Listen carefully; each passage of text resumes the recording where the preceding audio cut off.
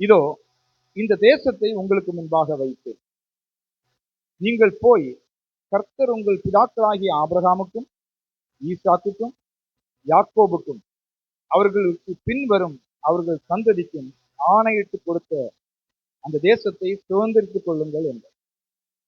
அக்காலத்திலே நான் உங்களை நோக்கி, நான் ஒருவனாக உங்கள் பாரத்தை தாங்கக்கூடாது, உங்கள் தேவனாகிய கர்த்தர் உங்களை பெருக பண்ணினார். இதோ இந்நாளில் நீங்கள் வானத்து நட்சத்திரங்களைப் போல திரளாயிருக்கிறீர்கள். நீங்கள் இப்பொழுது இருக்கிறதை பார்க்கிலும் 1000 மடங்கு அதிகமாகும்படி உங்கள் பிதாக்களின் தேவனாகிய கர்த்தர் உங்களுக்கு சொல்லியபடியே உங்களை ஆசீர்வதிப்பாராக. உங்கள் வருத்தத்தையும் பிரயாசத்தையும் வழக்குகளையும் நான் ஒருவனாய் தாங்குவது எப்படி? நான் உங்களுக்கு அதிபதிகளை ஏற்படுத்தும் பொருட்டு உங்கள் கோத்திரங்களில் ஞானமும் விவேகமும் அறிவும் உள்ளவர்கள் என்று பெயர் பெற்ற மனிதரை தெரிந்து கொள்ளுங்கள் என்று சொன்னார். நீங்கள் எனக்கு பிரதியுத்தரமாக, நீர் செய்ய சொன்ன காரியம் நல்லது என்றீர்கள். உபாகமம் என்கிறான புத்தகம் பஞ்சாகமம் என்று சொல்லக்கூடிய சட்ட புத்தகங்கள் என்று சொல்லக்கூடிய இஸ்ரவேல் ஜனங்கள் தோரா என்று சொல்லக்கூடிய நியாயப்பிரமாண புத்தகம் என்று சொல்லக்கூடிய இந்த வரிசையில கடைசி புத்தகம் 5 புத்தகங்கள், ஆதியாகமம், யாத்திராகமம், லேவியராகமம், எண்ணாகமம், உபாகமம். இந்த உபாகம புத்தகத்துல யாத்திராகமம், லேவியராகமம், எண்ணாகமம் ஆகிய புத்தகங்களில் சொல்லப்பட்ட சில முக்கியமான கருத்துக்களை, முக்கியமான காரியங்களை மோசே எடுத்து திரும்பவும் இதை எழுதுகிறார். அதுக்கு காரணம் என்னவென்றால், எகிப்திலிருந்து புறப்பட்ட ஜனங்கள் அவர்கள் வனாந்திரத்தில் இருக்கும்போது, வனாந்திரத்துக்குள்ளால வந்த உடனே அவர்களுக்கு பிரமாணங்கள், சட்டத்திட்டங்கள் எல்லாம் கொடுக்கப்பட்டது. அந்த பிரமாணங்கள், சட்டத்திட்டங்களை அவர்கள் கை கொள்ள வேண்டும் என்று சொல்லி மோசே அவர்களுக்கு அவற்றை கொடுத்தார். ஆனால் அந்த வனாந்திரத்தில் வாழ்ந்த நாட்களிலேயே ஏறக்குறைய 40 வருஷத்துக்குள்ளால ஒரு சந்ததி முழுவதுமாக அழிந்து போயிட்டு ஒரு புதிய சந்ததி, ஒரு நியூ ஜெனரேஷன் வர ஆரம்பித்தது. அப்ப புதிதாக வந்த இந்த சந்ததிக்கு ஆண்டவர்களுடைய வாழ்க்கையில செய்த அற்புதங்கள், அடையாளங்கள், அவருக்கு கொடுத்த வாக்குத்தத்தங்கள், அவர்களுக்காக ஆண்டவர் ஏற்படுத்தின ஆசீர்வாதங்கள், இந்த சந்ததிக்கு என்று ஏற்படுத்தின ஆசீர்வாதங்கள், இவற்றை அவர்கள் தெரிந்து கொள்ள வேண்டும் என்பதற்காக இந்த உபாகம புத்தகம் என்பது எழுதப்பட்டது. அதற்காக உபாகம அந்த பகுதியை அவர் இஸ்ரவேல் ஜனங்களுக்கு கற்றுக் கொடுக்க ஆரம்பித்தார். அப்படி கற்றுக் கொடுக்கும் போது சின்ன சில சம்பவங்கள் தான் இங்கே இருக்கிறது. இதுல நம்ம மாதத்தின் முதல் ஞாயிற்றுக்கிழமையில வந்திருக்கிறோம். இதுல முக்கியமாக 8வது வசனத்திலிருந்து நாங்கள் ஒரு சில காரியங்களை சொல்லி தொடர்ந்து நம்ம வருகிற வாரத்துல கூட தியானிக்கலாம். எல்லாம் பேசுவதற்கு டைம் இருக்காது. 8வது வசனத்துல நம்ம படிக்கிறோம். அதை ஷார்ட்டா நான் சொல்றேன். இந்த தேசத்தை உங்களுக்கு முன்பாக வைத்தேன், நீங்கள் போய் தேசத்தை சுதந்திரித்துக் கொள்ளுங்கள். அதனுடைய முதல் பகுதியில் படிக்கிறோம், இந்த தேசத்தை உங்களுக்கு முன்பாக வைத்தேன், நீங்கள் போய் தேசத்தை சுதந்திரித்துக் கொள்ளுங்கள். எல்லாரும் இந்த வார்த்தைகளை மட்டும் கொஞ்சம் கவனமா சொல்லலாமா? இந்த தேசத்தை உங்களுக்கு முன்பாக வைத்தேன். எல்லாம் சொல்லுங்க. தேசத்தை சுதந்திரித்துக் கொள்ளுங்கள். இது இஸ்ரவேல் ஜனங்களுக்கு ஆண்டவர் கொடுக்கும்படியாக வாக்குத்தத்தம் பண்ண கானான் தேசத்தை அவர்கள் சுதந்திரித்துக் கொள்ள வேண்டும், சுதந்திரித்துக் கொள்ளுங்கள். அப்படி சுதந்திரித்துக் கொள்ளும்படியாக அவர்கள் செய்ய வேண்டிய சில காரியங்களை அவர் சொல்லுகிறார். அதே நேரத்துல நம்மோடு கூட ஆண்டவர் உங்களுக்கு சில வாக்குத்தத்தங்களை வைத்திருப்பார், சில ஆசீர்வாதங்களை ஆண்டவர் உங்களுக்கு என்று சொல்லி இருப்பார். அந்த ஆசீர்வாதங்களை நாம் சுதந்திரிப்பதற்கு, இந்த ஆசீர்வாதங்களை நாம் பெற்று அனுபவிப்பதற்கு என்ன செய்ய வேண்டும் என்பதை நம்ம தியானிப்போம். முதலாவதாக, இப்படி கர்த்தர் சொன்ன ஆசீர்வாதங்கள், வாக்குத்தத்தங்களை பெற்று அனுபவிப்பதற்கு, இன்னும் சொல்ல போனால் தேவன் அவர்களுக்கு என்று சொல்லி ஆபிரகாம், ஈசாக், யாக்கோபு என்பவரோடு கூட உடன்படிக்கை பண்ணி வாக்கு பண்ணி இந்த தேசத்தை உங்களுக்கு கொடுப்பேன் என்று சொல்லி ஒரு ஆசீர்வதிக்கப்பட்ட பாலும் தேனும் ஓடக்கூடிய அந்த வாக்குத்தத்த தேசத்தை குறித்தான வாக்குத்தத்தத்தை அவர் கொடுத்திருந்தார். அங்க வாக்குத்தத்தத்தை குறித்து அவர் சொல்லுகிறார், இதை நீங்கள் சுதந்திரித்துக் கொள்ள வேண்டும். எல்லாம் சொல்லுங்க, சுதந்திரித்துக் கொள்ள வேண்டும். கர்த்தர் வாக்கு பண்ணுகிறார், ஆனால் அதை சுதந்திரிப்பதுல அநேக தடைகள் இருக்கிறது, பல பிரச்சனைகள் இருக்கிறது. உங்களுக்கும் எனக்கும் ஆண்டவர் அநேக வாக்குத்தத்தங்களை கொடுத்திருப்பார், ஆசீர்வதிப்பேன் என்று சொல்லி இருப்பார், பல உறுதிமொழிகளை ஆண்டவர் கொடுத்திருப்பார். ஆனால் அவற்றை சுதந்திரிப்பதில் அநேக தடைகள், பிரச்சனைகள் இருக்கிறது. அவற்றை குறித்து நான் ஜஸ்ட் சொல்லிட்டு போறேன். கர்த்தருக்கு சித்தமானால் வருகிற வாரத்துல அல்லது பிரசங்கம் முடியும் போது டைம் இருந்தா நம்ம அதை கண்டினியூ பண்ணுவோம். இந்த இஸ்ரவேல் ஜனங்கள் எகிப்திலிருந்து புறப்பட்டு இப்ப அவர்கள் வந்திருக்கக்கூடிய இடம் ஓரேப் என்று சொல்லக்கூடிய அந்த பர்வதம். சீனாய் மலையிலே அதை சீனாய் மலை என்றும் அந்த மலைப்பகுதிக்கு சொல்லுவாங்க. அது சுற்றிலும் உள்ள அந்த பகுதி ஓரேப் என்று சொல்லுவார்கள். கீழ்ப்பகுதி ஓரேப், ஆடுகள் எல்லாம் மேய்க்கக்கூடிய இடம். இந்த ஓரேப் பர்வதத்துல அவர்கள் வந்து சேர்ந்தார்கள். ஆண்டவர் மோசேக்கு ஏற்கனவே சொல்லியிருந்தார், அவனுக்கு தரிசனம் கொடுத்து அவனை அழைத்த போது இந்த மலையில நீங்க வந்து ஆராதனை செய்வீர்கள், அதுதான் அடையாளம். இப்போ அந்த மலை அருகே அவர்கள் வந்து விட்டார்கள். இந்த மலையிலிருந்து அங்க தங்கி இருக்கிறாங்க. இப்ப ஆண்டவர் இங்க புறப்பட்டு உங்களுக்கு என்று சொல்லி ஒரு ஆசீர்வாதமான தேசத்தை வைத்திருக்கிறேன், பாலும் தேனும் ஓடக்கூடிய தேசத்தை வைத்திருக்கிறேன், அதை நீங்கள் சுதந்திரித்துக் கொள்ள வேண்டும் அப்படி சொன்னார். ஆனால் சுதந்திரிப்பது என்பது எளிதான காரியங்கள், அநேக தடைகள் இருக்கிறது, அநேக பிரச்சனைகளை சந்திக்க வேண்டும். இங்கு வாக்குத்தத்தத்தை பற்றி அநேகர் இருப்பீர்கள். ஆண்டவர் பேசினார், சில ஆசீர்வாதங்களை தருவேன் என்று சொல்லி இருக்கிறார், அதற்காக காத்திருக்கிறேன் என்று சொல்லுகிறவர்கள் அநேகர் இருப்பீர்கள். ஆனால் அவற்றை சுதந்திரித்துக் கொள்வதற்கு இடையிலே இருக்கக்கூடிய சில பிரச்சனைகள், நாம் மேற்கொள்ள வேண்டிய பிரச்சனைகள், தாண்டி செல்ல வேண்டிய தடைகள், இவைகள் இருக்கிறது. குறிப்பாக 4 காரியங்களை, 4-5 காரியங்களை நான் சொல்லுகிறேன். இவைகள் வெளியிலிருந்து உண்டாகக்கூடிய தடைகள். அதே சமயத்துல நமக்குள்ளாலேயும் சில தடைகள் இருக்கும், சில பிரச்சனைகள் இருக்கும். இந்த 2ஐயும் மேற்கொண்டால்தான் வாக்குத்தத்தங்களை நாம் சுதந்திரித்துக் கொள்ள முடியும். ஹல்லேலூயா. இப்ப இஸ்ரவேல் ஜனங்கள் ஒரே பர்வதத்திலிருந்து புறப்பட சொல்லுகிறார். அவர்கள் புறப்பட்டு போகும்போது முதலாவது சந்திக்கக்கூடிய ஒரு பிரச்சனை, அது ஒரு தடை என்னவென்றால், அங்கே ஒரு யோர்தான் நதி ஒன்று விட்டது, கரை புரண்டு ஓடக்கூடிய யோர்தான் நதி. அது இயற்கையான ஒன்று, இயற்கை தடை. அந்த நாட்கள்ல இவர்கள் கடந்து செல்லக்கூடிய நாட்கள்ல அது கரை புரண்டு ஓடும். அந்த இயற்கை தடையை இவர்கள் மேற்கொள்ள வேண்டும். அதற்கு பயன்படுத்த வேண்டிய யுக்திகளை ஆண்டவர் அவர்களுக்கு சொல்லிக் கொடுக்கிறார், அந்த இயற்கை தடையை தாண்டி செல்வதற்கு. அப்போ அந்த யுக்திகள் என்ன, அதெல்லாம் நம்ம விவரமாக கர்த்தருக்கு சித்தமானால் பின்னால பார்க்கலாம். 2வதாக அவர்கள் மேற்கொள்ள வேண்டிய ஒன்று, ஒரு பெரிய எரிகோ கோட்டை. இந்த எரிகோ கோட்டை மனுஷர்களால் கட்டப்பட்ட ஒன்று. மனிதர்கள், எரிகோவை சேர்ந்த மனிதர்கள் எரிகோ கோட்டை ஒன்றை கட்டினார்கள். மனிதர்கள் ஏற்படுத்தின சில தடைகள், அது தடைதான். ஆனால் அந்த தடையையும் மேற்கொள்வதற்கு கையாள வேண்டிய சில வழிமுறைகள், யுக்திகளை ஆண்டவர் அவர்களுக்கு சொல்லிக் கொடுத்தார். அதை பின்பற்றின போது அந்த மதிலும் அந்த கோட்டையையும் அவர்கள் தாண்ட முடிந்தது. 3வதாக அதை கடந்து செல்லும் போது சின்ன சின்ன பல நாடுகள், ராஜ்யங்கள், ராஜாக்கள் இவர்களுக்கு எதிர்த்து நின்றார்கள்.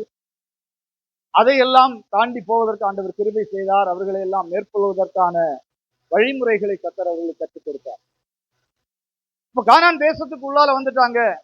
அதுக்கு பக்கத்துல வரும்போதே உள்ளால ராட்சதர் என்று சொல்லக்கூடிய ஒரு ஜனக்கூட்டம் இருக்கிறார். அவர்களை கையாள வேண்டிய முறை, அவர்களை கையாண்டு பின்னர் தேசத்துக்கு உள்ளாக போக வேண்டும். தேசத்துக்கு உள்ளாக போகும்போது அங்கே அந்த தேசத்தை சுதந்திரித்து ஆண்டு கொண்டிருக்கக்கூடிய 7 விதமான ஜாதிகள், 7 ஜாதிகள் அதற்குள்ளே இருக்கிறார்கள். அவர்களை மேற்கொள்ள வேண்டும், கையாள வேண்டும். அப்போதான் தேசத்தை இவர்கள் சுதந்திரித்துக் கொள்ள வேண்டும். அதுபோல நம்முடைய வாழ்க்கையிலும் நீ சுதந்திரித்துக் கொள், ஆசீர்வாதத்தை பெற்றுக்கொள் என்று சொல்லி ஆண்டவர் வாக்கு தத்தங்களை பெற்று தந்திருந்தாலும் அவற்றை நாம் பெற்று அனுபவிப்பதற்கு மேற்கொள்ள வேண்டியதான, அவற்றை தாண்டி செல்வதான தடைகள் எல்லாவற்றையும் தாண்டி செல்ல வேண்டிய, சந்திக்க வேண்டிய பிரச்சனைகள், அவற்றை தேவ ஆலோசனையின்படி நாம் தாண்டி சென்றால் கர்த்தர் நமக்கென்று கொடுத்திருக்கிற ஆசீர்வாதங்களை எளிதாக நாம் சுதந்திரித்துக் கொள்ள முடியும். ஹல்லேலூயா, பிரைஸ் தி லார்ட். இதுவும் தவிர அவர் கொடுத்த ஆசீர்வாதங்களை சுதந்திரித்துக் கொள்வதற்கு அவர்களுக்கு உள்ளாலேயே சில பிரச்சனைகள், சபைக்குள்ளாலேயே சில பிரச்சனைகள், நமக்குள்ளாலேயே சில பிரச்சனைகள், அதை பற்றி நம்ம வருகிற நாட்களில் தியானிப்போம். ஒன்று மிக முக்கியமாக அவிசுவாசம். ஆண்டவர் வாக்கு பண்ணிட்டார், ஜனங்களுக்கு விசுவாசம் இல்லை, அவிசுவாசம். இரண்டாவது கீழ்ப்படியாமை. நீங்க என்னென்ன விதத்தில் நடக்கணும், இப்படியெல்லாம் செய்ய வேண்டும் என்று ஆண்டவர் சொல்லி இருந்தாலும் அதற்கு கீழ்ப்படியாமல் எதிர்த்து நிற்கிறவர்களாக தேவ ஜனங்கள் இருந்தார்கள். அவருடைய வாழ்க்கையிலே பயம் இருந்தது, பயப்பட்டார்கள். நீங்க பயப்படக்கூடாதுன்னு ஆண்டவர் சொன்னா இவங்களுக்கு பயம். அங்க இருக்கக்கூடிய ராட்சதர்கள் போன்றவர்கள் எல்லாம் பார்த்து பயம். இன்னும் அநேக காரியங்கள் உண்டு. அதில் கடைசியாக ஒன்று அவர்களுடைய அசதி. தேசத்தை கொடுத்துட்டேன், அது சுதந்திரிப்பதற்கு எந்த மட்டும் அசதியா இருப்பீர்கள். அசதி என்றால் ஒரு சோம்பல் தனம், சோர்வுன்னு சொல்ல ஒரு சோம்பல் செய்வதற்கு.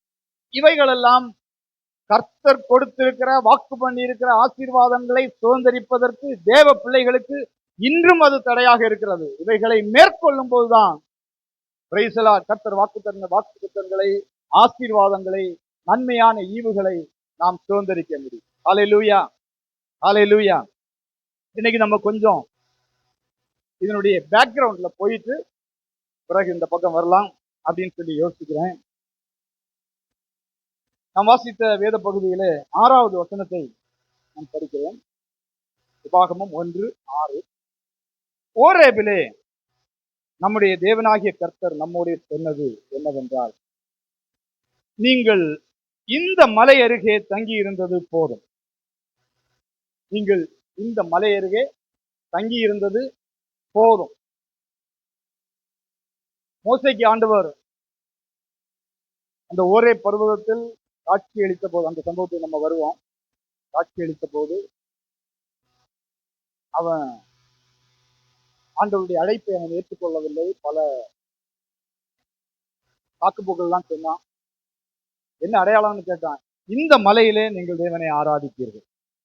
அப்போ இந்த மலையில வந்து சேர்ந்துட்டாங்க. இந்த மலையில வந்து சேர்ந்துட்டாங்க.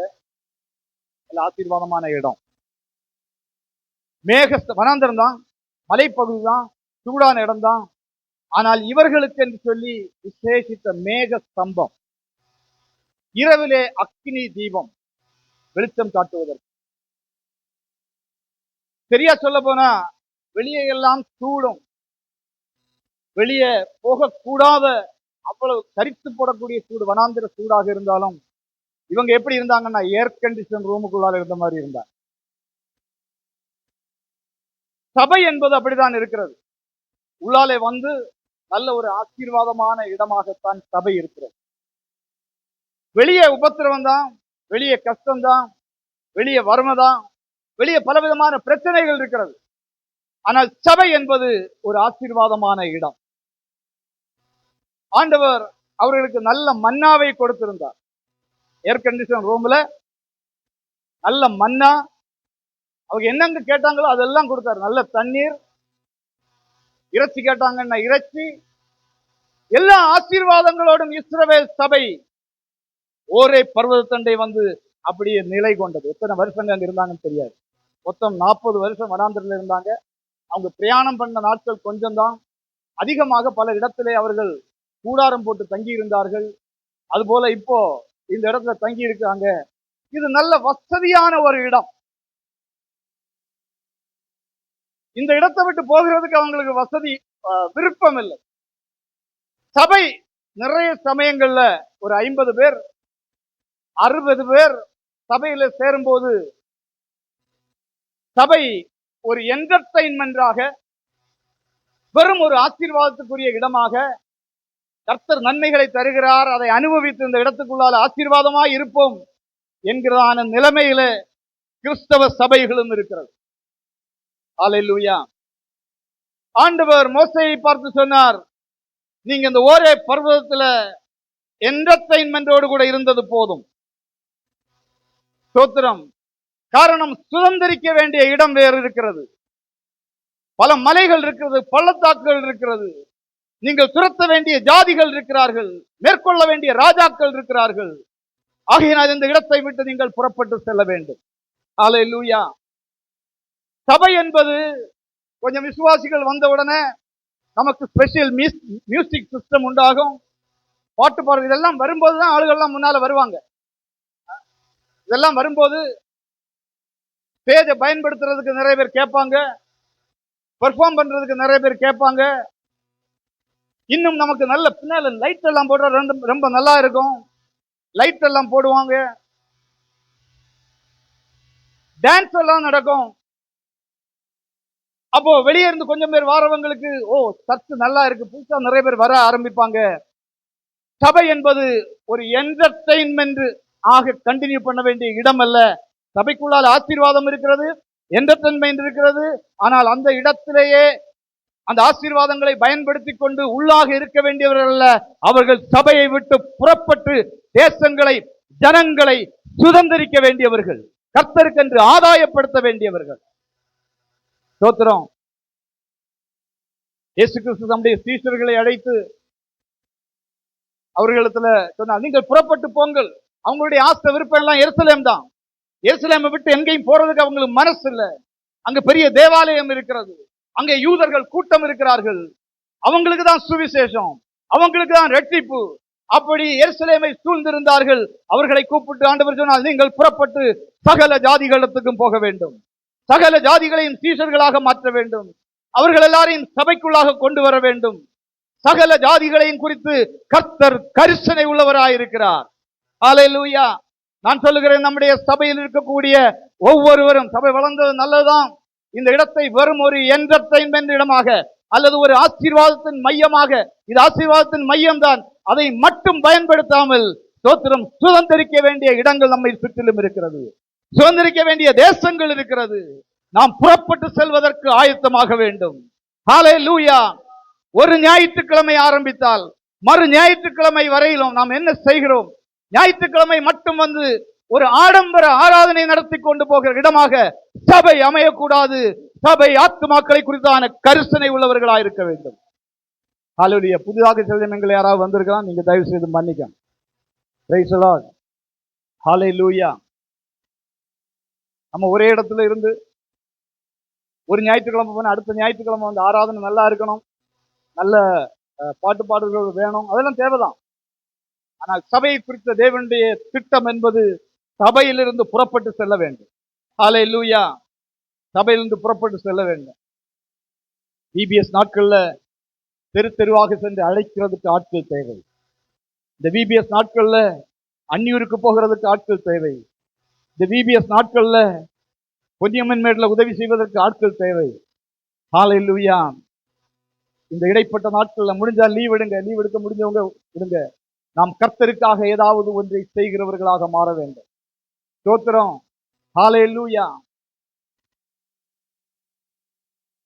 இந்த சபை, இதை ஆண்டவர் அவர் சொல்றாரு, ஆபிரகாமுக்கும் ஈசாக்குக்கும் யாக்கோபுக்கும் வாக்குத்தத்தம் பண்ண அந்த இடத்தை சென்று நீங்கள் சுதந்திரித்துக் கொள்ள வேண்டும் சொல்லுகிறார். ஆபிரகாமுடைய நாட்களில் ஆண்டவர் சொன்னார், இந்த கானான் தேசம் உனக்குள்ளதுதான், எல்கை எல்லாம் அவர் பிரித்து விட்டார். என்றாலும் ஏறக்குறைய 430 வருஷங்கள் இவர்கள் அடிமைகளாக எகிப்து தேசத்தில் இருக்க வேண்டியது இருந்தது.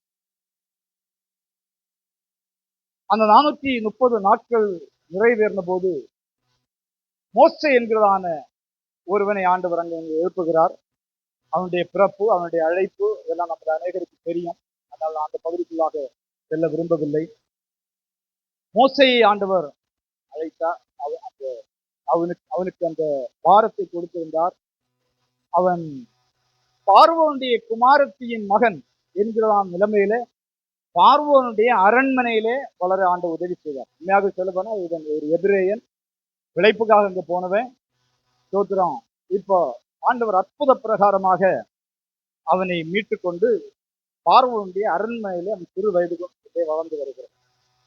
அப்போஸ்தலர் நடவடிக்கைகளின் புஸ்தகம் 7ஆம் அதிகாரம், அப்போஸ்தலர் 7ஆம் அதிகாரம் 22, 25 வசனங்களை நம்ம படிக்கலாம்.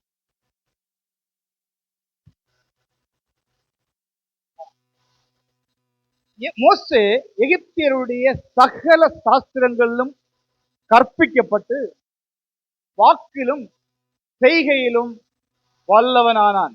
அப்ப மோசே குறித்து இந்த பகுதியில் சொல்லப்பட்டிருக்கிறது, அவன் எகிப்தியருடைய சகல சாஸ்திரங்களிலும் கற்பிக்கப்பட்டான். காரணம், எகிப்தின் ராஜாவுடைய அரண்மனையில இளவரசனாக வளர்ந்து வந்தவன். அடுத்த பார்வோனுடைய ஸ்தானத்திற்கு அவன் வர வேண்டியவன். ஆகையினால் அவனுக்கு மிகவும் எவ்வளவு எல்லாம் காரியங்கள் கற்றுக் கொடுக்க முடியுமோ, என்னெல்லாம் சாஸ்திரங்கள் கற்றுக் கொடுக்க முடியுமோ, என்னெல்லாம் வழிமுறைகள் கற்றுக் கொடுக்க முடியுமோ, அவைகள் எல்லாவற்றையும் அவனுக்கு கற்றுக் கொடுத்தார்கள். அவன் சகல சாஸ்திரங்களும் கற்பிக்கப்பட்டான். இரண்டாவது அவனை குறித்து சொல்லப்பட்டிருக்கிறது, அவன் வாக்கிலும் செய்கையிலும் வல்லவனானான். வாக்கிலும் செய்கையிலும் வல்லவனானான். அவன் பேச்சு திறமை உள்ளவனாக இருந்தான். எப்படி பேச வேண்டும் என்று அவன் கற்றிருந்தான். அவன் செய்கிற காரியங்கள் வாய்க்க வேண்டுமானால் எப்படி அதை செய்ய வேண்டும் என்று கற்றிருந்தான். இப்படி வாக்கிலும் செய்கையிலும் வல்லவனாக அவன் வளர்ந்து வந்தான். Price the Lord. சாஸ்திரங்கள் எல்லாம் தெரியும், நல்ல வாக்கு சாமர்த்தியம் இருக்குது, தலைவன் ஆகிறதுக்கு ரொம்ப முக்கியமானது அது. செய்கை, எது செய்தாலும் நான் அதை செய்து முடிப்பேன் என்கிறான தைரியத்தோடு கூட அவன் செயல்பட்டு கொண்டிருந்தான். அப்போ அவனுடைய கல்வியும் அவனுடைய வாக்கு சாமர்த்தியமும் அவனுடைய செயலையும் பயன்படுத்தி அவன் இஸ்ரவேல் ஜனங்களை மீட்டுக் கொள்ளலாம் என்று நினைத்தான். அப்படி அப்போஸ்தலர் நடவடிக்கைகள் 7ஆம் அதிகாரம் 25வது வசனத்தை படிக்கலாமா? 25. தன்னுடைய கையினாலே தேவன் தங்களுக்கு இரட்சிப்பை தருவார் என்று தன்னுடைய சகோதரர்கள் அறிந்து கொள்வார்கள் என்று அவன் நினைத்தான். நம்ம நினைப்புகள் எல்லாம் சில சமயங்கள்ல சரியாகாது. இந்த ஊழியத்திற்கு நம்முடைய படிப்பு, பட்டங்கள், நம்முடைய வாக்கு சாமர்த்தியம், பேசக்கூடிய திறமை, இதெல்லாம் வைத்து நம்ம ஊழியம் செய்யலாம்னு சொல்லி கர்த்தருடைய ஊழியம் செய்யலாம்னு நம்ம நினைக்க கூடாது. ஹல்லேலூயா. எம்ஏ படிச்சிருக்கலாம், எம்பிபிஎஸ் படிச்சிருக்கலாம், எம்டி படிக்கலாம், அல்லது பிஹெச்டி படிக்கலாம், மேனேஜ்மெண்ட், சர்ச் மேனேஜ்மெண்ட் படிக்கலாம், அல்லது ஒரு ஒரு காலேஜில் போய் 3 வருஷம் இறையியல் கல்லூரியில போய் படிக்கலாம். இந்த அறிவுகள் கர்த்தருடைய ஊழியத்தை செய்வதற்கு போதுமானதல்ல. நம்ம நினைச்சுக்கிடலாம், இந்த திறமைகள்லாம் எனக்கு இருக்கு, இதை வச்சு நான் சபையை நடத்திடுவேன்னு சொல்லி நம்ம நினைச்சுக்கிடலாம். ஆண்டவர் இந்த வாய்ப்புகளை எல்லாம் ஏற்படுத்தி தந்திருக்கிறார், இதை வைத்து நான் ஊழியம் செய்வேன் என்று சொல்லி. மோசே ஒரு நல்ல எக்ஸாம்பிள். இந்த திறமைகள், இந்த தாளந்துகள் எல்லாம் ஊழியத்திற்கு அவசியம். ஆனால் அவற்றை மட்டும் சார்ந்து கொண்டு இந்த ஊழியத்தை செய்ய முடியாது. ஹல்லேலூயா. அவன் அவற்றை சார்ந்து கொண்டு இந்த ஊழியத்தை செய்ய ஆரம்பித்தான். ஒரு எபிரேயனும் ஒரு எகிப்தியனும் சண்டை போடுகிறத பார்த்துட்டு அவனுக்கு முன்னால போய் அவனுக்கு இருந்த பலன், அவனுக்கு இருந்த அதிகாரம், அவனுக்கு இருந்த திறமை, இவற்றையெல்லாம் பயன்படுத்தி அந்த எகிப்தியனை கொன்று புதைத்து விட்டான். திடீர்னு வந்த கோபம், ஒரு நிமிஷத்துல வந்த கோபம், கோபத்தினால ஒருத்தனை கொலையை செய்துட்டான். நமக்கு கோபம் வரும்போது நம்ம எப்படி எல்லாம் பிஹேவ் பண்ணுவோங்களும் நம்ம எல்லாருக்குமே தெரியும் இல்லையா? நாம் ரொம்ப கோபம் உள்ள ஒரு ஆள்கிட்ட வேலை செய்யும். அவர் அந்த கோபம் வரக்கூடிய 2 நிமிஷம் அவர் கையில யாராவது கிடைச்சாங்கன்னா அவ்வளவுதான், பினிஷ். அந்த கொஞ்ச நேரம், அதுக்கப்புறம் அவர் ரொம்ப நல்ல மனுஷன். இவனுக்கு ஒரு கோபம். நம்ம கோபம் வரும்போது என்னெல்லாம் செய்வோம்? நிறைய காரியங்களை செய்யணும். இல்ல, ஏதாவது எடுத்து எறிவோம், கையில இருக்கிற உடைப்போம். நம்ம எல்லாருமே செய்வோம். கோபம் வரும்போது சக்தி ஏதாவது உடைச்சு போடுவோம், பார்த்து தப்புன்னு தூக்கி உடைப்போம், அடிப்போம்.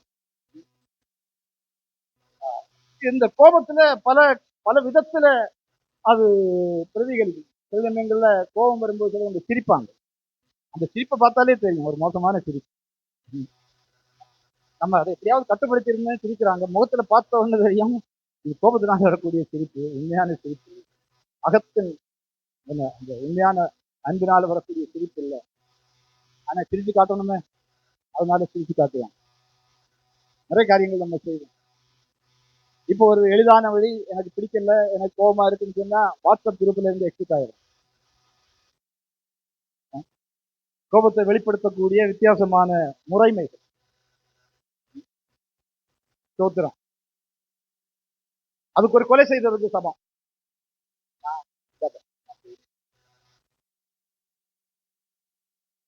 இப்படி மோசே அவன் ஒரு கோபக்காரனாக இருந்தான். ஆண்டவர் சொன்னாரு, இந்த இதோட கூட நீ இந்த ஊழியத்தை தொடர முடியாது, கண்டினியூ பண்ண முடியாது. அதனால நீ லாயக்கு இல்லைன்னு சொல்ல மாட்டேன், ஆனா உனக்கு கொஞ்சம் ட்ரைனிங் தேவை இருக்கு, உனக்கு கொஞ்சம் பயிற்சி தேவை இருக்குது.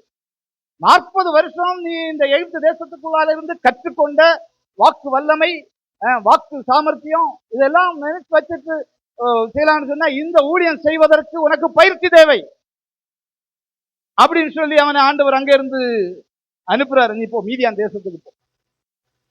மீதியான் தேசத்துல அவன் போறான். மீதியான் தேசத்துல யாத்ரா 2ஆம் அதிகாரத்தை நீங்க படிச்சு பார்க்கும்போது எங்க போய் சேர்ந்தான்னா, எத்ரோ என்று சொல்லக்கூடிய ஒரு ஆளுடைய வீட்டுல போய் சேர்றான்.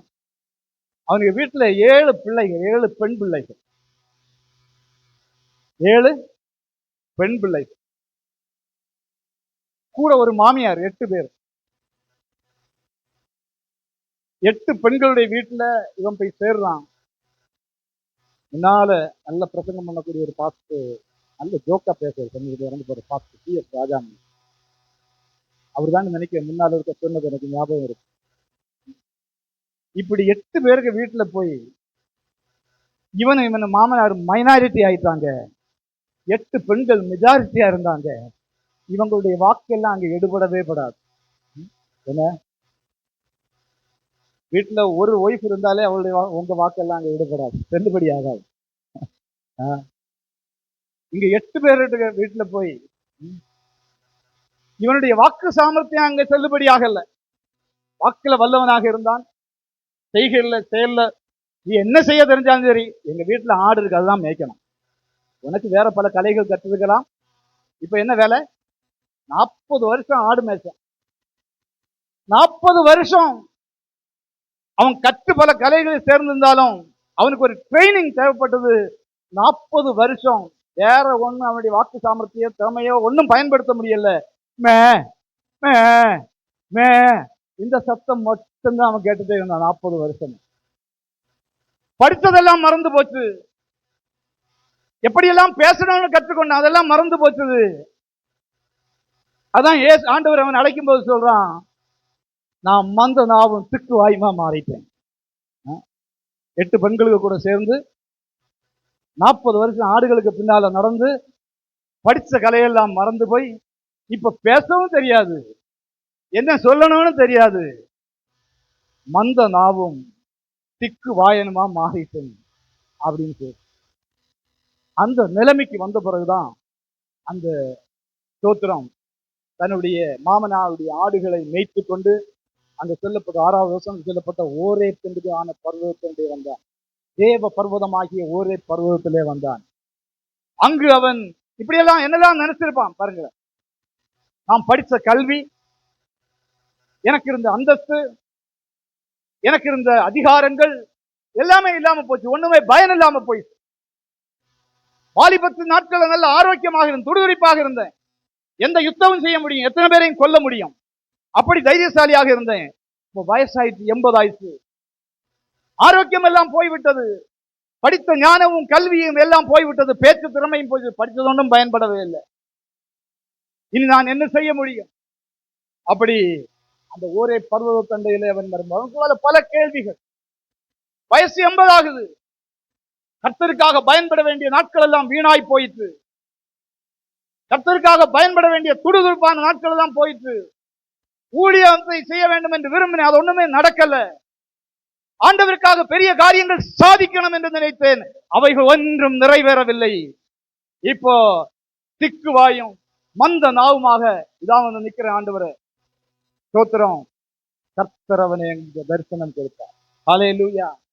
கர்த்தர் அவனுக்கு வெளிப்பட்டார். ஸ்தோத்திரம். நம்முடைய வாழ்க்கையில கூட சில ஜனங்களை இப்படி நினைக்கலாம். அவன் இப்படி எல்லாம் யோசிச்சிருப்பான். அன்னைக்கு ஒரு சின்ன தப்பு பண்ணிட்டேன். 40 வருஷத்துக்கு முன்னால ஒரு சின்ன தப்பு, கோபத்தை கட்டுப்படுத்த முடியாம ஒருத்தனை கொன்னுட்டேன். அன்னைக்கு அந்த ஒரு சின்ன தப்பு பண்ணாம இருந்திருப்பேன்னா இன்னைக்கு நான் எங்கேயோ இருந்திருப்பேன். இன்னைக்கு நான் பார்வை வேண்டிய ஸ்தானத்துல இருந்திருப்பேன். அப்படியெல்லாம் அவன் யோசிச்சிருப்பான். அவனுடைய பழைய கல்வி முறைகள், அவனுக்கு இருந்த அந்தஸ்து, இது எல்லாவற்றையும் அவன் நினைத்திருப்பான். அன்னைக்கு அந்த ஒரு தவறு மட்டும் செய்யாமல் இருந்திருப்பேன், ஆனால் இன்னைக்கு நான் எங்கேயோ இருந்திருப்பேன். இங்க இருக்கிறதுல ஒருவேளை சிலர் அப்படி யோசிக்கலாம். கடந்த நாட்களில் நான் செய்த தவறுகள், கடந்த நாட்களில் நான் செய்த குற்றம், அதுதான் என்ன இந்த நிலைமைக்கு கொண்டு வந்தது. அன்னைக்கு கொஞ்சம் பொறுமையா இருந்திருப்பேன், ஆனால் அன்னைக்கு இந்த குற்றத்தை குறித்து நான் கொஞ்சம் ஜாக்கிரதையாக இருந்திருப்பேன், ஆனால் கொஞ்சம் என்னுடைய கோபத்தை கட்டுப்படுத்தி பொறுமையாக இருந்திருப்பேன், ஆனால் இன்னைக்கு நான் நல்ல நிலைமையில வந்திருப்பேன்னு சொல்லி ஒருவேளை இங்க யோசிக்கிறவங்க நிறைய பேர் இருக்கலாம். நான் சொல்லுகிறேன், அன்று ஓரே பர்வதத்துல மோசேக்கு தரிசனமான ஆண்டவர், அவர் இன்றும் ஜீவனுள்ள தேவனாக இருக்கிறார். நீங்க ஒருவேளை சில காரியங்கள்லாம் முடிந்தது என்று நினைக்கலாம். உங்களுடைய பலவீனத்தை குறித்து என்னால் செய்ய முடியாது, இனி அசாத்தியம் என்று நினைக்கலாம். கர்த்தர் ஒரு புதிய ஆரம்பத்தை உங்களுடைய வாழ்க்கையிலே தர அவர் வல்லவராக இருக்கிறார்.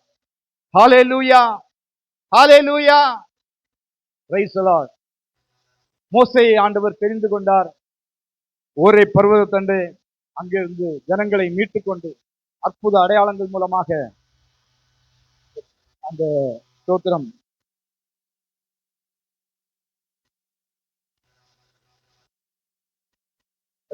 ரெட்சி என்று சொல்லக்கூடிய செங்கடலை தாண்டி வனாந்தரத்தின் மூலமாக பல அற்புதங்கள் மூலமாக ஓரே பர்வதத்தில் வந்து சேர்ந்தார்.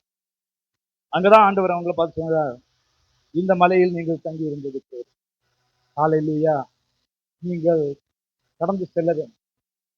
இப்போ அப்படி கடந்து செல்வது, தேசத்தை சுதந்திரிப்பதற்கு ஒரு பெரிய விஸ்தாரமான தேசத்தை அவர்களுக்கு காண்பிக்கிறார்.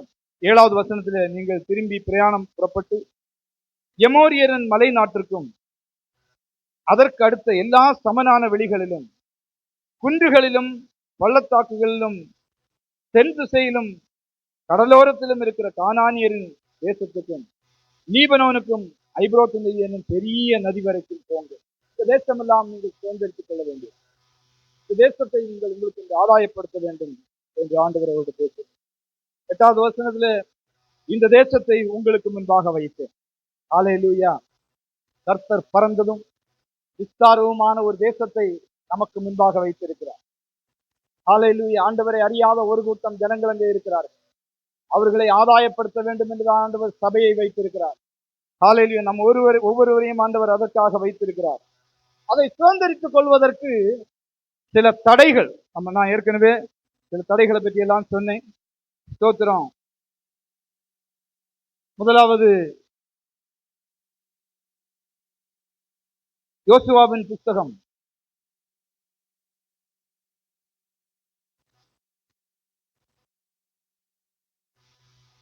3ஆம் அதிகாரத்துல நாம் தொடர்ந்து அங்க படிக்கும்போது, யோர்தான் நதி அவர்களுக்கு ஒரு தடையாக அல்லது ஒரு பிரச்சனையாக இருந்தது. யோர்தான் நதி, இந்த யோர்தான் நதி கரை புரண்டு, இயற்கையாக உள்ள ஒரு பிரச்சனை, கரை புரண்டு ஓடும் அந்த நாட்களில் என்று எழுதப்பட்டிருக்கிறது. அப்போ இந்த யோர்தான் நதியை தாண்டுவதற்கு என்று சொல்லி ஆண்டவர் சில ஸ்ட்ராட்டஜி வச்சிருந்தாரு. அதுல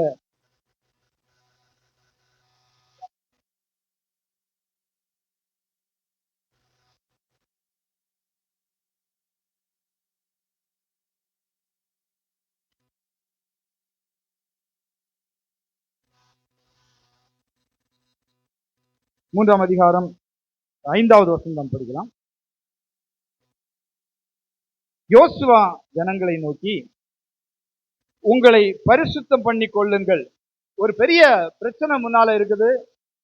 அதை மேற்கொள்வதற்கு, அதை தாண்டி செல்வதற்கு முழு ஜனங்களையும் பரிசுத்தப்படுத்த வேண்டியது அவசியமாக இருந்தது. ஹல்லேலூயா. சபை பரிசுத்தமாக்கப்பட வேண்டும். பாவத்தில் அழிந்து கொண்டிருக்கக்கூடிய ஜனங்களை மீட்டுக் கொள்வதற்கு ஒரு பாவியால முடியாது. பரிசுத்த தெய்வமாகிய இயேசு கடந்து வந்தார். நாம் பரிசுத்தம் உள்ளவர்களாக இருந்து நம்மை பரிசுத்தப்படுத்திக் கொண்டு மற்றவர்களை நாம் மீட்டுக் கொள்ள வேண்டும். இங்கே நாம் படிக்கிறோம், யோசுவா ஜனங்களை நோக்கி உங்களை பரிசுத்தம் பண்ணிக் கொள்ளுங்கள், நாளைக்கு கர்த்தர் உங்கள் நடுவிலே அற்புதங்களை செய்வார். நம்முடைய தேவனாகிய கர்த்தர் பரிசுத்தம் உள்ள ஆண்டவர். நம்ம நாமே பரிசுத்தம் உள்ளவர்கள் அல்ல. நம்மள பல பிரச்சனைகள் இருக்கிறது, பல சுபாவம் உள்ளவங்க இருக்கிறாங்க. ஸ்தோத்திரம், ஹல்லேலூயா. கோபம் உள்ளவங்க இருக்கிறாங்க, வைராக்கியம் உள்ளவங்க இருக்கிறாங்க. நாம் எல்லாரும் இயேசுவின் இரத்தத்தால் கழுகப்பட வேண்டும். இயேசுவின் இரத்தத்தால் கழுகப்பட்டு நாம் பரிசுத்தமாக வேண்டும். ஸ்தோத்திரம். ஆகவே பரிசுத்தம் மிகவும் முக்கியமானது. இந்த பரிசுத்தத்தை தொடர்ந்து ஆண்டவர் சொல்லுகிறார், நீங்க முன்னால கடந்து போங்க. தேவனுடைய பெட்டியை சுமக்கக்கூடிய ஆசாரியர்கள் என்ன செய்ய வேண்டும் என்றால் அந்த தண்ணீருடைய வந்து அவருடைய கால்களை மிதிக்க வேண்டும். பின்னர் கூட சொல்லக்கூடிய ஜனங்கள் எல்லாம் அந்த யோர்தான் நதியின் மூலமாக கடந்து செல்ல வேண்டும். இப்ப யோர்தான் நதியை தாண்டி செல்வதற்கு ஆண்டவர் சில வழிமுறை, அது இயற்கையான ஒரு தடையாக இருந்தாலும் அதை மேற்கொள்வதற்கு என்று சொல்லி ஜனத்தை பரிசுத்தமாக்க வேண்டியதாக இருந்தது. அதுல ரொம்ப முக்கியமானது, யோசுவா ஜனங்களை நோக்கி உங்களை பரிசுத்தம் பண்ணிக் கொள்ளுங்கள். ஸ்தோத்திரம், ஹல்லேலூயா. இரண்டாவதாக 6வது வசனத்தில் படிக்கிறோம், பின்பு யோசுவா ஆசாரியர்களை நோக்கி, படிக்க பார்க்கலாம்.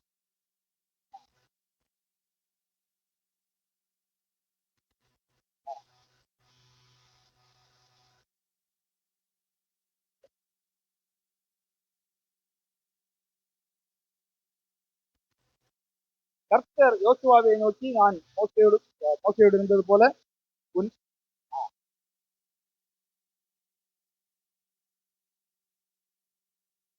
10வது வசனத்தை படிக்கிறோம், பின்பு யோசுவா ஜீவனுள்ள தேவன் உங்கள் நடுவே இருக்கிறார். ஜீவனுள்ள தேவன் உங்கள் நடுவே இருக்கிறார். ஏன்னா நீங்க இப்ப உங்களை பரிசுத்தமாக்கிக் கொண்டீர்கள், ஆண்டவருக்கு உகந்த ஜாதியாக மாறிவிட்டீர்கள், ஆண்டவருடைய பெரிய அற்புதத்தை காண்பதற்கு நீங்கள் ஆயத்தமாகி விட்டீர்கள். கர்த்தர் உங்கள் நடுவே இருக்கிறார். அதில் இயற்கையை பார்க்காதீங்க. இயற்கை எப்படி சீறிக்கொண்டிருக்கிறது என்பதை பார்க்க வேண்டாம். ஹல்லேலூயா. இயற்கையை பார்த்தா இங்க இருக்கக்கூடிய யாரும் ஊழியம் செய்ய முடியாது. நல்ல வெயில், இந்த வெயில் காலத்துல எப்படி பிள்ளைகளுக்கு ஏதாவது சம்பவிக்குமா? அல்லது மழைக்காலமாக இருக்கலாம், மழையில ஏதாவது செய்ய முடியுமா? ஸ்தோத்திரம். அதெல்லாம் சோம்பேறிகளுடைய பேச்சு. ஸ்தோத்திரம். வழியிலே சிங்கம் இருக்கும், அங்கே கரடி இருக்கும், அப்படி எல்லாம் சொல்லக்கூடாது. பிரச்சனைகளை பார்க்க கூடாது. நம்மை நாமே பரிசுத்தப்படுத்திக் கொண்டு ஆண்டவருடைய ஊழியத்துக்காக புறப்பட்டு செல்ல வேண்டும். ஹல்லேலூயா. கர்த்தரை அறியாத ஜனங்களை அவருக்கென்று ஆதாயப்படுத்தும்படியாக நாம் கடந்து செல்ல வேண்டும். ஸ்தோத்திரம். இரண்டாவதாக அவர்கள் சந்தித்த பிரச்சனை எரிகோ கோட்டை. ஸ்தோத்திரம். 6வது அதிகாரம் 1வது வசனம். எரிகோ மக்களால் கட்டப்பட்டிருந்த ஒரு பெரிய கோட்டை. ஹல்லேலூயா. பெரிய கோட்டை. தேசத்தை சுதந்திரித்துக் கொள்வதற்கு இந்த கோட்டையை தாண்டிதான் போனோம். மனிதர்கள் பலவிதமான தடைகளை நமக்கு வைப்பார். மனிதர்களால் உண்டாகக்கூடிய தடைகள் உண்டாகும். ஒருவேளை உங்களுடைய தனிப்பட்ட வாழ்க்கையில ஆண்டவர் தந்த வாக்குத்தத்தங்களை நீங்கள் பெற்று சுதந்திரிப்பதற்காக இருந்தாலும் சரி, ஆண்டவருக்காக ஊழியம் செய்து ஆத்துமாக்களை ஆதாயப்படுத்துவதற்காக இருந்தாலும் சரி, இப்பேற்பட்ட தடைகள் இயற்கை தடைகள் வரும், மனிதனால் ஏற்படுத்தப்பட்ட தடைகள் வரும். ஹல்லேலூயா. தடைக்கல்லை வைக்கிறவர்கள் அநேகர் இருக்கிறார்கள். ஆனா தடைகளை தகர்த்து போடுகிறவர் உங்களுக்கு முன்னாக கடந்து செல்கிறார்.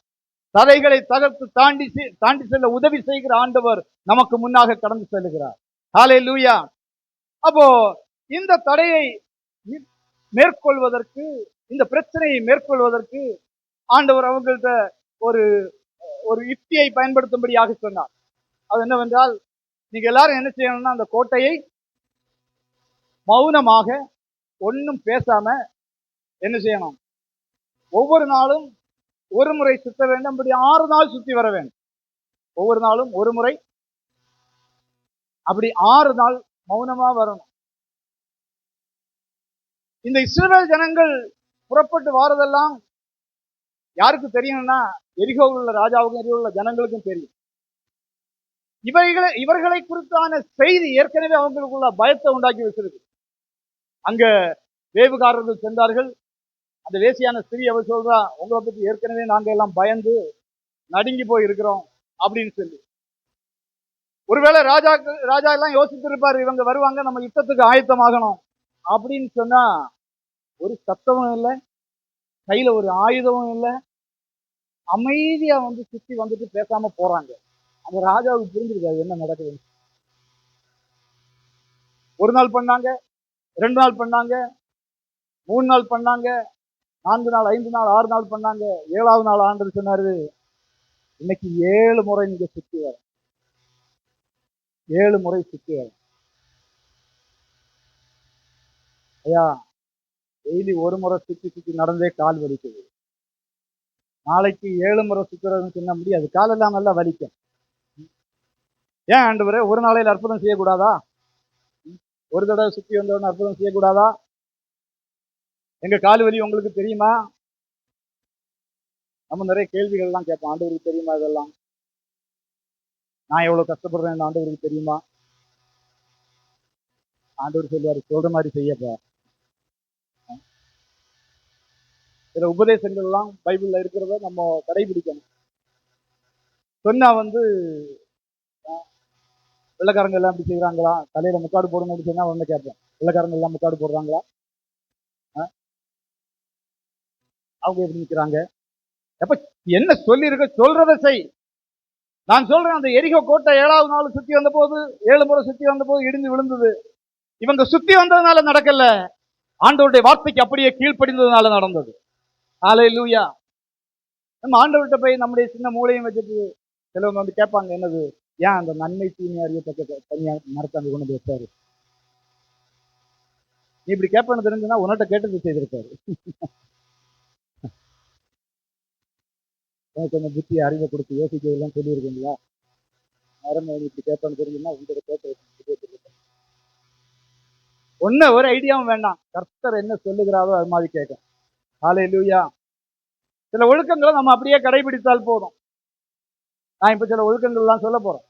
இங்க வந்து முன்னால நம்ம அந்த இபிஎஸ் நாட்கள்ல எல்லாம் நிற்கும் போது நல்ல நீட்டா ட்ரெஸ் பண்ணுங்க. எல்லாருக்கும் யாரையும் பாதிக்காத அளவுல நல்ல நீட்டான ட்ரெஸ் பண்ணிட்டு வாங்க. எல்லாரும் ஏற்றுக்கொள்ளக்கூடிய, அக்செப்ட் பண்ணக்கூடிய முறையில பாருவேன்.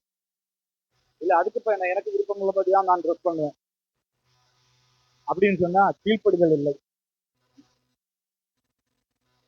இந்த விபிஎஸ்ல முன்னால நிற்கிறதுக்குன்னே வேணும்னா நல்ல ட்ரெஸ் எடுத்து வச்சுக்குவாங்க. நல்ல நீட்டா ட்ரெஸ் பண்ற மாதிரி.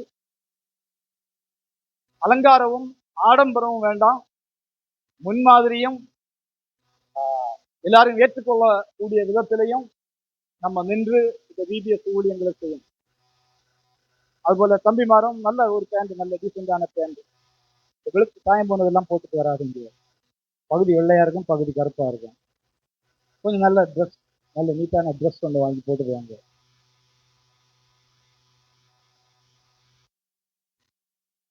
அங்கங்க நிறைய பாக்கெட் எல்லாம் வச்சுட்டு காலையில யாரும் நிற்கிற பார்த்து எழுதி வச்சு.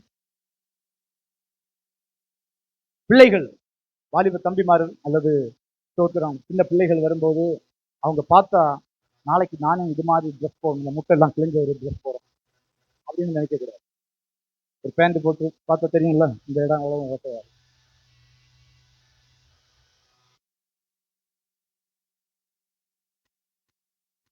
நல்ல கீழ்ப்படிதல். அவர் சொன்ன மாதிரி கேட்டாங்க. ஸ்தோத்திரம். பெண்களும் ட்ரெஸ் பண்றதெல்லாம் நல்ல நீட்டா ட்ரெஸ் பண்ணி ஒரு முன்மாதிரியான, இந்த சூட்ல செய்தவங்க கொஞ்சம் கஷ்டமா தான் இருக்கும். ஆனா பிள்ளைகள் நாளைக்கு நான் இது மாதிரி ட்ரெஸ் பண்ணணும்.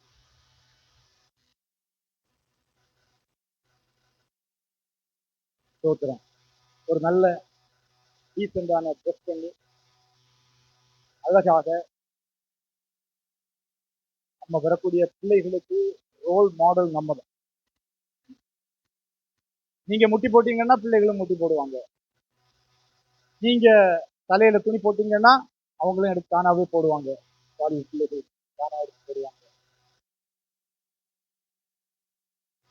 ஆகவே நல்ல ஒரு முன் மாதிரியான ஸ்தோத்திரம் வாழ்க்கை வாழ்வதற்கு ஆண்டவர் உதவி செய்வார். கொஞ்சம் கூட காரியங்கள்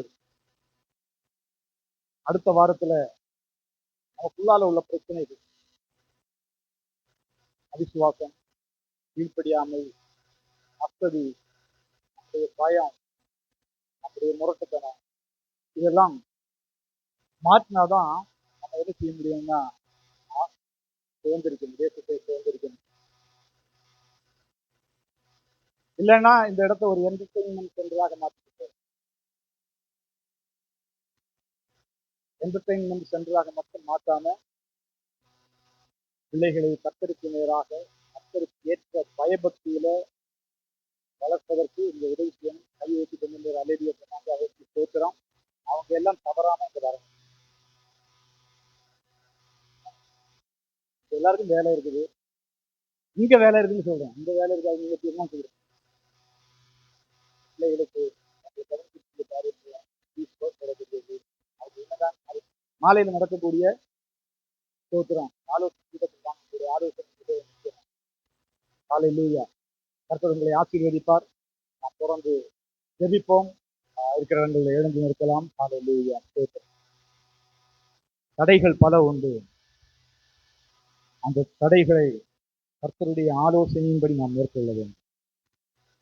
ஹல்லேலூயா. கர்த்தர் நமக்கு கிருபை தருவாரார்.